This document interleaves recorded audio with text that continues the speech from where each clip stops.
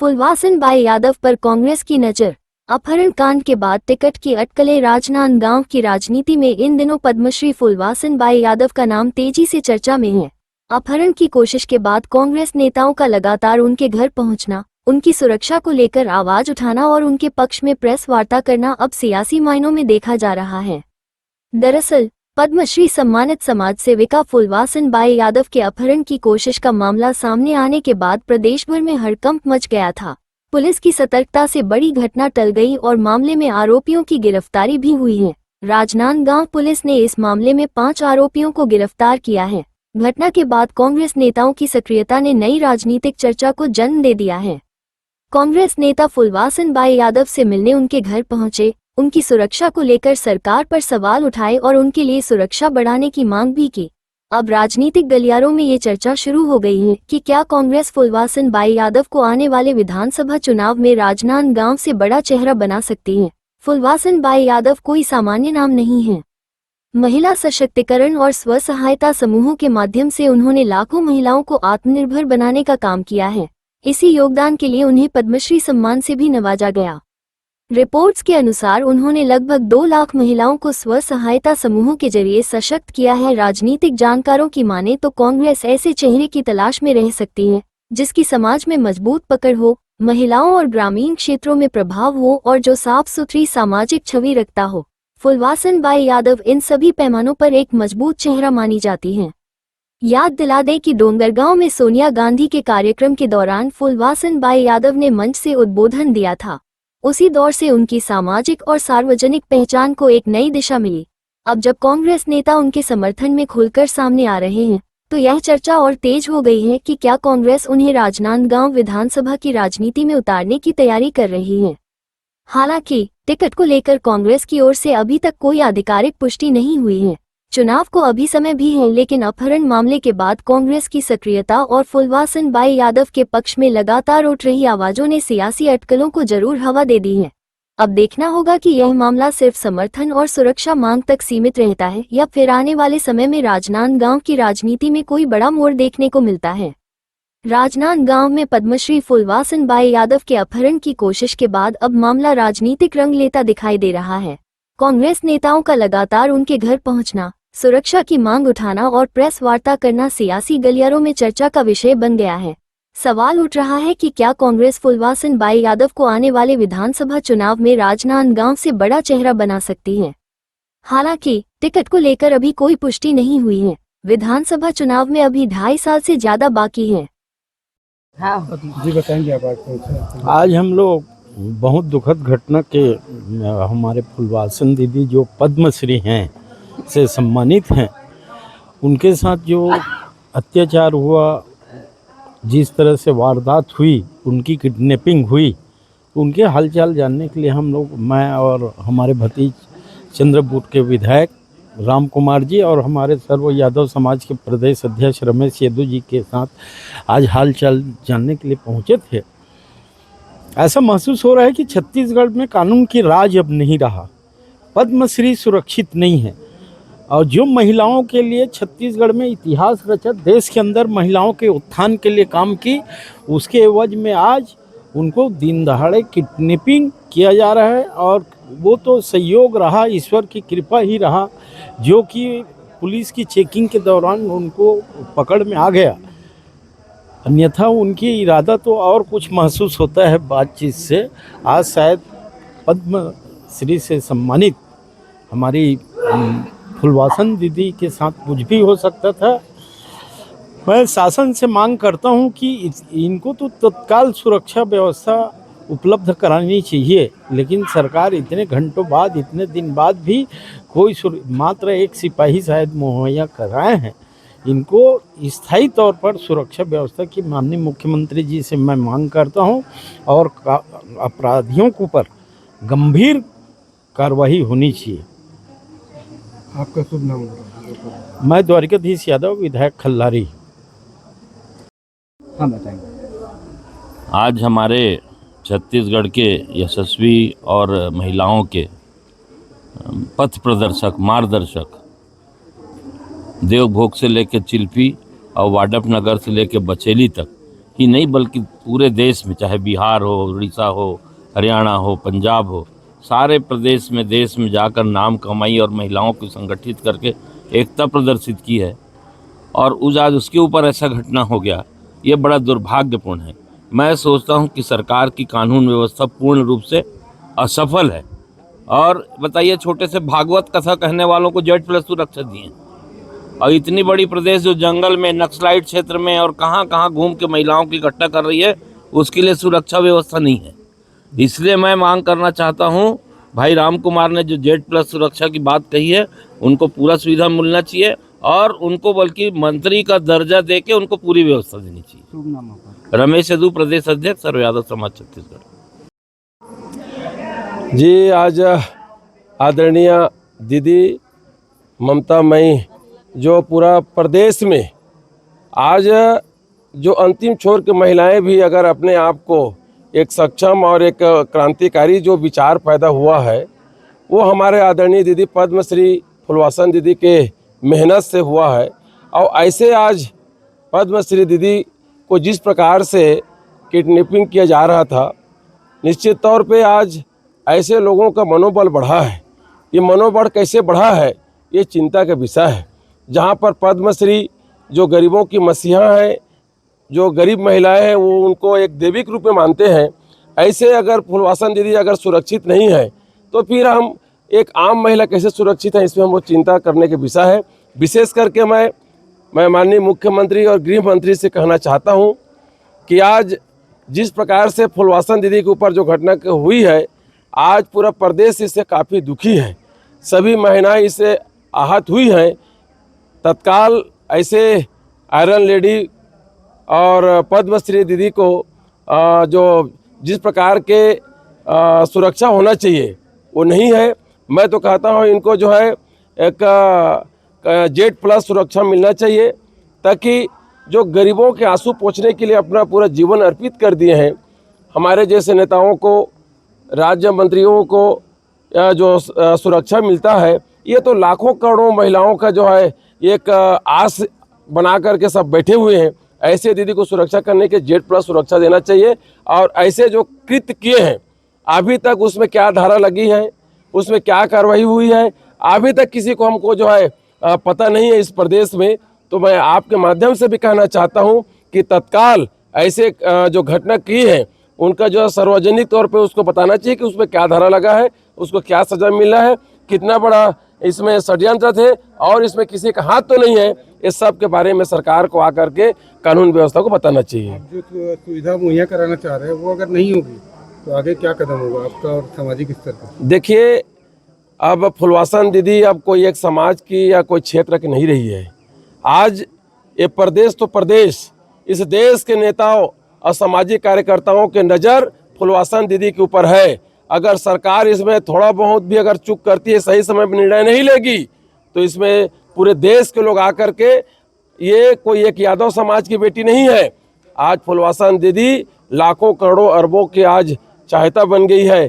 चाहे वो देखे होंगे आप कौन बने करोड़पति हो, या दिल्ली के किसी भी सामाजिक कार्यक्रम में हो, दिल्ली में या किसी भी प्रदेश में दीदी को पूछा जाता है तो पूरे देश के आदमी आकर खड़ा होकर के सरकार से सवाल पूछेगी। इसलिए ज़्यादा विलम्ब न करें, सरकार इसमें संज्ञान लेकर के तत्काल इसमें सुरक्षा व्यवस्था और जो ऐसे कृत्य किए हैं उनको कठोर से कठोर सजा मिलना चाहिए। ऐसा हम आपसे माध्यम से मांग करते हैं। आपका शुभ नाम? राम कुमार यादव, विधायक चंद्रपुर। आज किस विषय को लेकर प्रेस कॉन्फ्रेंस की और उस मामले में आप लोग और कौन सी कार्रवाई चाहते हैं? देखिए, आज जो 5 मई को 2026 को आदरणीय हमारी पद्मश्री फुलवासन बाई के साथ जो घटना हुआ, अपहरण का घटना, उसको लेके हम आज आए थे फुलवासन दीदी से मिलने और उनके गृहग्राम गए हुए थे और वहां पे मिल के उनसे मुलाकात किए तो उनके जो सामने आया सच्चाई बहुत ही दर्दनाक घटना है, जिसकी दहशत से आज भी फुलवासन दीदी निकल नहीं पा रही है, सो नहीं पा रही। 3 दिन से वो सोई नहीं है और फुलवासन दीदी को अपहरण करने का प्रयास किया गया और उनके घर से उनको अपहरण किया गया था। और एक जो एक लड़की ने अपहरण किया था और जिस स्थिति में अपहरण की स्थिति में थी, दीदी के मुंह बंधा हुआ था, पैर बंधा हुआ था और उस स्थिति में उन्होंने जो बातें सुनी बातें ये सुनी, किसी सर से बात कर रही थी सर करके। उसके बाद वो किसी टेंडर की भी बात की है और वो टेंडर का किसी प्रकार का उजागर नहीं हुआ है।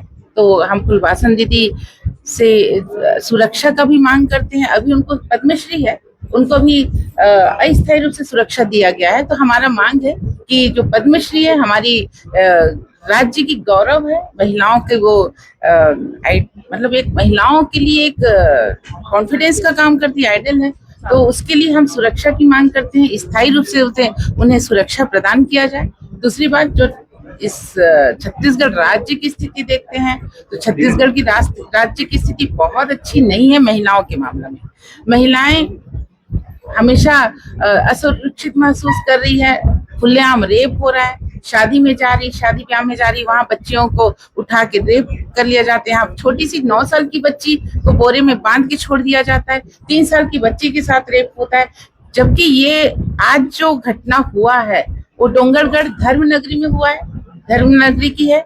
और ये जो राजनांद गांव है, संस्कार धानी कहलाता है, आज कहाँ है? और वो भी किसके क्षेत्र में? हमारे पूर्व 3 बार के मुख्यमंत्री रहे रमन जी के क्षेत्र में, जो विधानसभा के स्पीकर साहब हैं, सांसद जी का क्षेत्र है, साथ में जो उप मुख्यमंत्री का संभागीय क्षेत्र है, और यहाँ की महापौर भी भारतीय जनता पार्टी की सरकार है। तो ये सरकार जो महिलाओं को सुरक्षित नहीं कर पा रही है, जब पद्मश्री महिला सुरक्षित नहीं है तो आम महिला का क्या हाल होगा, क्या स्थिति होगी? ये बहुत ही सोचनीय विषय है और दर्दनाक विषय कि आज महिलाएं सुरक्षित नहीं है। साथ में लगातार महिलाएं और बच्चियां लापता हो रही है, उनका भी कोई जानकारी नहीं है। 2000 से 3000 तक, अगर एक दिन की बात करूं तो 35 महिला और बच्चियां की बात करूं तो 20 बच्चियां लगातार लापता हो रही है। भाजपा शासनकाल में और कांग्रेस शासनकाल में महिलाओं को लेकर जो अपराध है, आप क्या समीक्षा करते हैं? देखिए, भाजपा सरकार बेटी बचाओ बेटी पढ़ाओ का नारा लगाती है, लेकिन बेटियां सुरक्षित है? ये मैं ही प्रश्न कर रही हूँ, क्या बेटियां सुरक्षित है? नहीं है। अभी लगातार कानून व्यवस्था बिगड़ा हुआ है, कहीं कानून व्यवस्था नजर नहीं आता। आप देखिए ना, क्या बेटियां शादी में नहीं जा सकती? क्या बेटियां नौकन्या खाना खाने नहीं जा सकती अकेले? क्या बेटियां ट्यूशन नहीं जा सकती? क्या बेटियां स्कूल नहीं जा सकती? आज बेटियां अगर जाती है, घर से निकलती है ना, तो माँ बाप को चिंता होती है कि बेटी घर वापस आएगी भी कि नहीं आएगी। अधेड़ अवस्था वाली महिलाएं भी सुरक्षित नहीं है। रायपुर में 35 साल की महिला के बुजुर्ग, रायपुर में 75 साल की बुजुर्ग महिला के साथ हुआ। तो महिला यहाँ बेटी से लेके बुजुर्ग तक सुरक्षित नहीं है। और लगातार भारतीय जनता पार्टी की सरकार में लगातार जो बेटियां का जो बलात्कार है, शोषण, ये सब बढ़ता रहा है। आप निकाल के देखिए, मैं आपको आंकड़ा उपलब्ध करा दूंगी।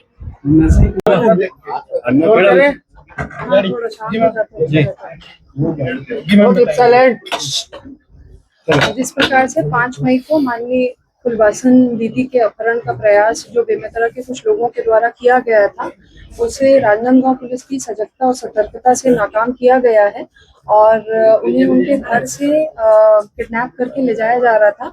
पूर्व में उनकी जानकार 2 महिलाएं जिनसे उनके पूर्व का पहचान था, उनके द्वारा उन्हें गाड़ी में सेल्फी लेने के बहाने बैठाया गया और सेल्फी लेने के आशय से उन्हें फिर किडनैप कर लिया गया, दरवाजा बंद करके। कुछ दूर ही 3-4 किलोमीटर जाने के बाद पुलिस का एक चेक पोस्ट वहां पे लगा हुआ था।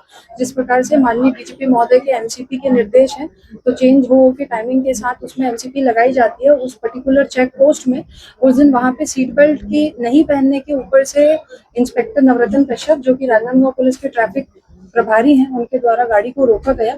उससे जो ड्राइवर था वो नीचे उतरा, उनसे पूछताछ की गई और वो जब पैसा लेने के लिए गाड़ी में गया तो वहां पे पीछे एक महिला को छटपटाते हुए पुलिसकर्मी ने देखा, जिस पर से उन्हें शंका हुई कि ये व्यक्ति कौन है और उनके द्वारा आगे भेजा गया एक कांस्टेबल को थोड़ा देखने के लिए। तो उन लोगों के द्वारा बताया गया कि इन्हें मिर्गी का दौरा आ रहा है, जिस पर से पुलिसकर्मियों को शक हुआ कि शायद झूठ बोल रहे हैं और कोई स्टोरी क्राफ्ट कर रहे हैं।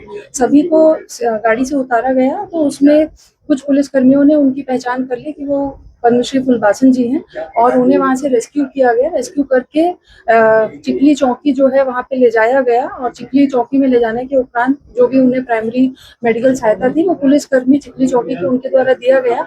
और क्योंकि ये अपराध सुकुल देहान का था, तो सुकुल देहान ले जा करके उसमें अपराध कायम किया गया है। इसमें किडनैपिंग और क्रिमिनल कॉन्स्पिरेसी के तहत अपराध कायम किया गया है, और इसमें 5 आरोपी जो है उन्हें गिरफ्तार किया गया है। खुशबू साहू नामक महिला, जो कि पद्मश्री फुलवासन जी के द्वारा पूर्व में ही परिचित में थी, वो इस प्रकरण की मुख्य आरोपी है। साथ ही इसके माननीय सीएम महोदय और माननीय स्पीकर महोदय के द्वारा जिस प्रकार से निर्देश प्राप्त हुए, इस पर से फुलवासन जी को आने वाले समय के लिए सिक्योरिटी प्रोवाइड की गई है। आप सभी के माध्यम से उन कांस्टेबल्स और इंस्पेक्टर का नाम बताना चाहेंगे जो इसमें सम्मिलित थे, जिनकी सजगता से ये पूरा प्रकरण विफल हो गया। उनके नाम इंस्पेक्टर नवरत्न कश्यप, कांस्टेबल कपिल श्रीवास्तव, कांस्टेबल सुखदेव साहू, और यही पूरा प्रकरण का सार था। कारण क्या था? फुलवासन जी का समूह चलता है जो कि बहुत ही फेमस है, तो वैसा ही एक समूह वो महिला भी खुशबू साहू बेमेतरा में चलाती है, और वैसा ही कुछ बनना चाहती थी। उसकी ऐसी अपेक्षा थी कि कुछ समूह की महिलाओं को वो उनको दे देती ताकि वो अपने समूह का विस्तार कर सकती थी। तो इसी में प्रेशर क्रिएट करने के लिए उसके द्वारा उन्हें किडनैप करके ले जाया जा रहा था। एक कांस्टेबल ही उन्हें दिया गया जो कि हमेशा उनके साथ में रहेगा। आपका प्रश्न? आरोपियों के बीच कुछ संबंध है, कैसे जाते थे? मुख्य आरोपी के साथ में काम करने वाली 3 साल से काम कर रही थी, वो एक और लड़की है सलोनी जो उनके साथ में थी। दूसरा एक ड्राइवर था, ड्राइवर अपने साले को साथ में लेके आया था।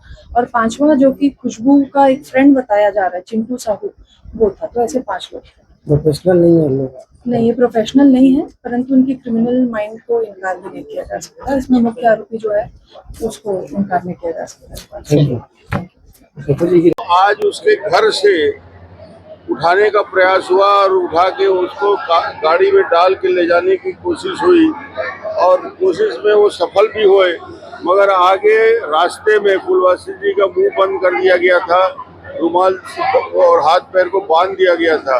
और एक जगह अचानक पुलिस की चेकिंग चल रही थी, उसमें उसने अपनी पैरों से दरवाजे को लात मार के आवाज लगाया। पुलिस वालों को मालूम हुआ और पहचान गए फुलवासन जी हैं। तत्काल उनको बाहर निकाला गया। जिन जिन लोगों का नाम बता रही है फुलवासन, उनके खिलाफ कार्रवाई। और उसके साथ ही साथ मैंने एसपी को कहा है फुलवासन जी पद्मश्री है, राष्ट्रीय स्तर अंतर्राष्ट्रीय स्तर में पहचान है, पूरा देश घूमती रहती है, तत्काल उसकी सुरक्षा की व्यवस्था बढ़ाया जाए। एसपी ने कहा कि हम उसकी सुरक्षा का आगे के लिए भी चिंता करेंगे, व्यवस्था करेंगे। और जो लोग भी इस कृत्य में संलग्न हैं, मैंने कहा जो भी धारा लग सकता है कठोरता के साथ उनके ऊपर कार्रवाई। और फुलवासन जी से मिलना है, क्या बोलते? बहन फुलवासन जी के साथ जो घटना हुई है बहुत ही चिंताजनक घटना है। जिस तरीके से पद्मश्री अवार्डी और महिलाओं के उत्थान के लिए जिन्होंने निरंतर काम किया है, केवल छत्तीसगढ़ में नहीं पूरे देश में जिनका नाम है, ऐसी हमारी बहन के साथ ऐसी घटना हुई, और वो अपने हौसले और अपनी सतर्कता के कारण अपनी जान बचा पाई। ये एक जांच का विषय है। पुलिस प्रशासन को, सरकार को इसकी गहराई से जांच करनी चाहिए। जो ऊपर दिख रहे हैं चेहरे हैं, केवल उतने तक ही नहीं, उसके पीछे भी कोई बड़ा षड्यंत्र दिखता है। ऐसा फुलवासन बहन से बात करने के बाद समझ आता है। साथ ही साथ चूंकि पद्मश्री अवार्डी हैं और निरंतर महिलाओं के लिए काम करती हैं, दूर वनांचल में भी गरीब महिलाओं के लिए, उनके स्वास्थ्य के लिए, छोटे बच्चों के लिए वो 20-20, 25-25, 30-30 किलोमीटर पैदल भी चलती हैं और उनकी मदद करती हैं। तो ऐसी बहन के लिए सुरक्षा व्यवस्था रेगुलर बेसिस पे गवर्नमेंट को करनी चाहिए। उनको जिस तरीके से एमएलएस को, आप एक्स एमएलएस को कैटेगराइज कर सरकार सुरक्षा देती है, वैसी कैटेगरी में, श्रेणी में इनको लेना चाहिए और निरंतर इनके साथ सुरक्षा व्यवस्था होनी चाहिए, ताकि इन्होंने अपना जो पूरा जीवन, मेरी बात हो रही थी, लगभग 28 साल इन्होंने सार्वजनिक जीवन को दे दिया, लोगों की सेवा में दे दिया। अब बचा हुआ जीवन भी ये सेवा कर सके। आज परिवार डरा हुआ है, समाज के लोग भी चिंतित हैं। सरकार को इसमें जल्द कदम उठाकर हमेशा के लिए एक कैटेगरी में डालकर, लाइक एमएलए, एक्स एमएलए, उनकी सुरक्षा व्यवस्था को सुनिश्चित करना चाहिए। कांग्रेस शासन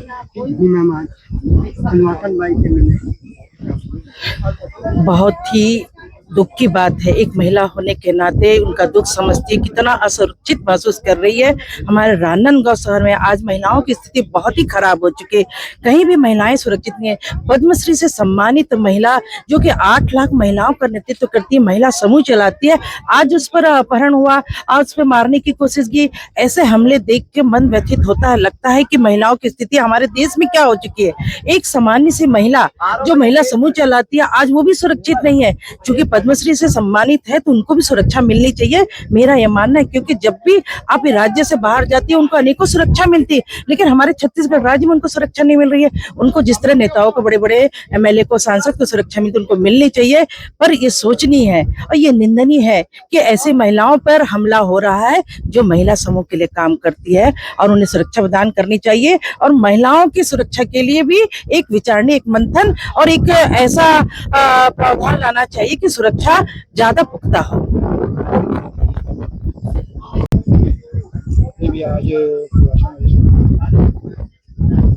हमारे कांग्रेस के राष्ट्रीय सचिव देवेंद्र यादव जी के साथ आज हम सब कांग्रेस के पदाधिकारी फूलवासन जी से मिलने आए। उनसे जो अपहरण की जो कल घटना हुई, वैसी घटना की हम घोर निंदा करते हैं और फूलवासन जी के लिए सुरक्षा की मांग करते हैं। ऐसी सुरक्षा जो उनको आजीवन उपलब्ध हो, वाय श्रेणी की सुरक्षा जो पूर्व विधायक, पूर्व सांसदों को मिलती है, इस प्रकार की सुरक्षा की हम मांग करते हैं। और आज आप देखेंगे कि नारी सुरक्षा की बात करने वाले, नारी आरक्षण की बात करने वाले, भाजपा का एक सुशासन का पखवाड़ा चल रहा है और ये नारी सुरक्षा का सुशासन है। विष्णु का ये ऐसा सुशासन है कि जहां पर पद्मश्री से अवार्डी महिला का इस प्रकार से अपहरण होता है। और दूसरा मैं कहूंगा कि पुलिस विभाग अपनी बेकार में पीठ थपथपा रही है कि हमारी सजगता से ये मामला पकड़ा गया, जबकि पुलिस के लोग तो वहां पर अपना हेलमेट, तो सीट बेल्ट, ये सब वसूली अभियान में लगे रहते हैं, चौक चौराहे में ग्रामीण लोगों को परेशान करते हैं और अपनी पीठ थपथपा रहे कि हमने बहुत बड़ा मामला रोक दिया, पकड़ लिया, सजगता से रोक दिया।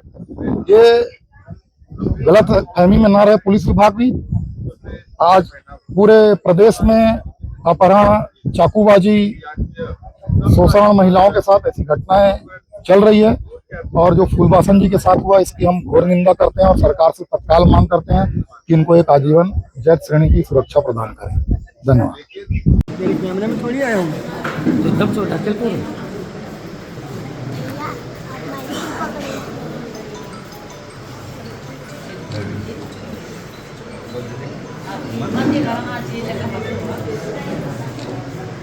हम बात कर रहे हैं।